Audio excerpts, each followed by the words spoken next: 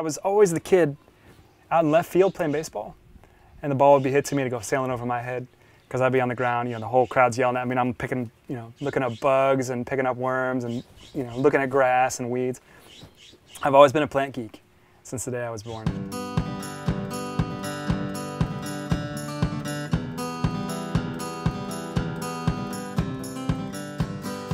Right now we're on the Jonata property, and I've been making wine for these guys since 2004. This is a very young region, and we're really writing our own history now.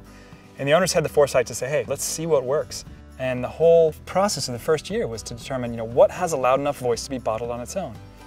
Fast forward 9 years, we still have all 10 grapes, and we've added one more. We have Sauvignon Blanc, Semillon, Viognier, Grenache, Syrah, Sangiovese, Merlot, Cab Franc, Cab Sav, and Petit Verdot. To succeed with Cabernet Franc and Cabernet Sauvignon, it's been an incredibly fulfilling achievement for us.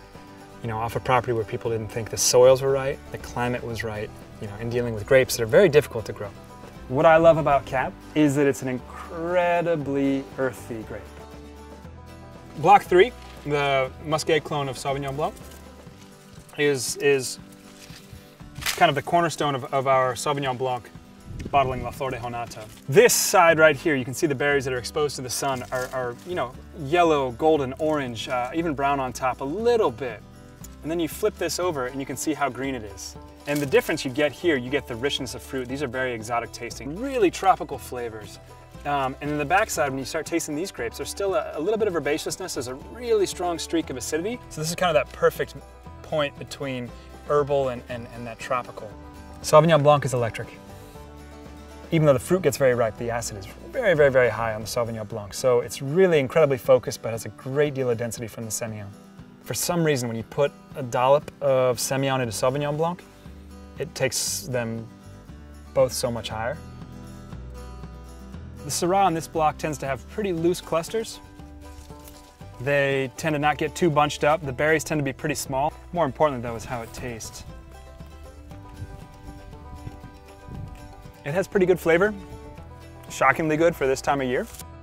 La Sangre, the blood, was one of the easiest wines for us to name, and I think you'll see why with the color here. Probably my favorite wine that we make is the Cabernet Franc off the property. It's called El Alma. It combines kind of the power and intensity of Cabernet Sauvignon, but it definitely has a more perfumed side. It's really exotic and herbal, and to me, incredibly charming. Based on my education in plant and soil science and you know, sustainable agriculture and the owner's passion for really expanding and diversifying this ranch, we started a project, if you will. We bought some chickens, which really reduced our need to bring in nitrogen fertilizers, 1,000 eggs a week. So we traded a bunch of eggs for a couple of goat.